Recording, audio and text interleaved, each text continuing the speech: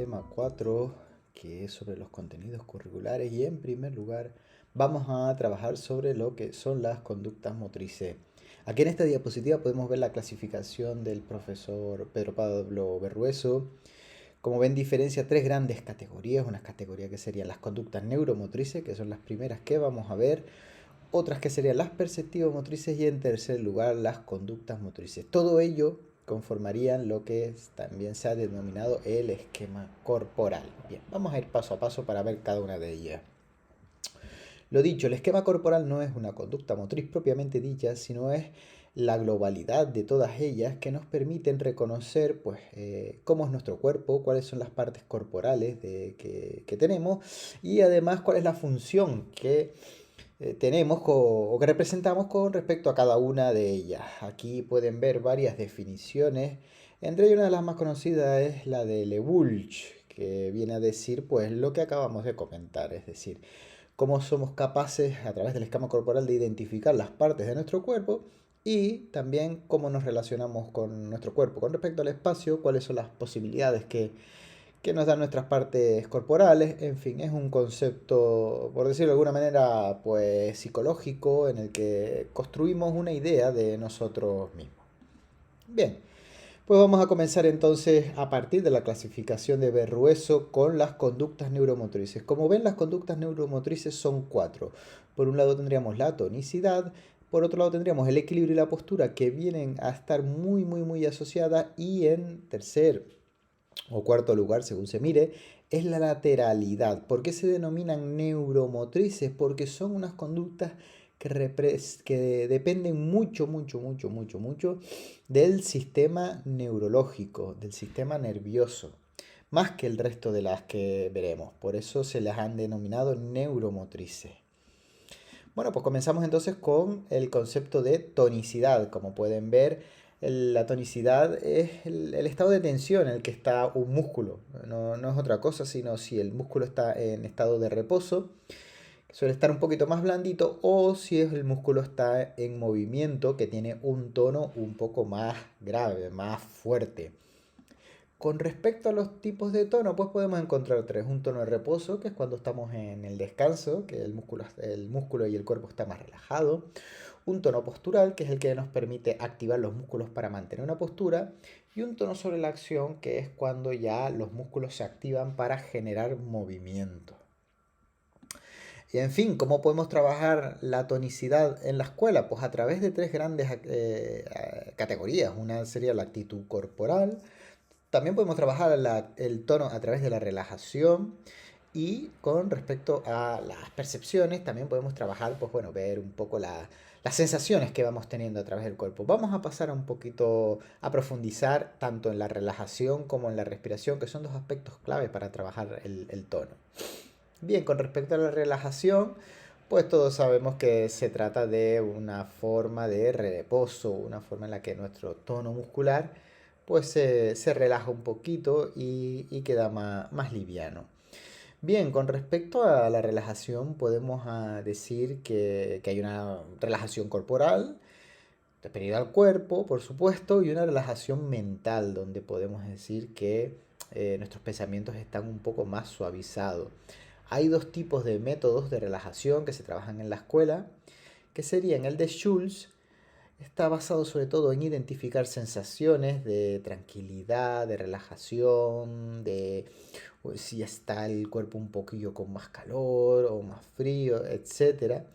Y el entrenamiento de Jacobson, que consiste en mantener la atención durante unos cuantos segundos y luego relajarlo para identificar la diferencia entre estos dos distintos tipos de tono. ¿Qué cosas que tenemos que tener en cuenta para trabajar la relajación en la escuela? Bueno, trabajar, por supuesto, la inmovilidad o el silencio. En la escuela, pues bueno, 2 minutitos estaría muy bien. Dependiendo de la edad, por supuesto, tomar conciencia del cuerpo, de si está pesado, de si notamos algún músculo muy tenso, etcétera. Con respecto a la respiración, pues, según el diccionario de la Real Academia de la Lengua, es la aportación de oxígeno y podemos hablar de varios tipos de respiración, la clavicular, que es en la que se suele trabajar más de forma hiperventilada. Una respiración torácica, que es la que se suele utilizar normalmente, que es media, y la recomendable, que es la abdominal, que es cuando ya se trabaja desde partir del diafragma y es una respiración más profunda y que ayuda a relajar más. ¿Cómo podemos trabajar la respiración en la escuela? Pues juntamente con la relajación, son dos aspectos que están muy asociados. Y bueno, hay que tener cuidado con los ejercicios respiratorios porque pueden provocar hiperventilación y esto puede marear. Por lo tanto, es recomendable evitarlo, hacerlo después de las comidas, buscar un lugar tranquilo y se puede hacer sentado o también se puede hacer acostado.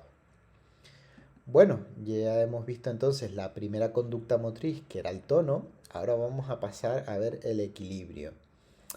El equilibrio lo podemos definir como la capacidad para asumir la posición del cuerpo en función de la gravedad. El equilibrio es cuando somos capaces de, eh, digamos, neutralizar esas fuerzas que actúan sobre el cuerpo y mantenemos una postura determinada. Tipos de equilibrio, pues un equilibrio estable cuando no hay movimiento y un equilibrio inestable cuando ya digamos, la posición nos obliga a iniciar un movimiento.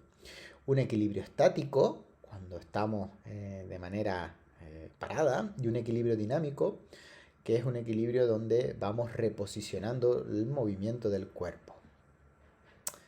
¿Cómo trabajar el equilibrio en la escuela?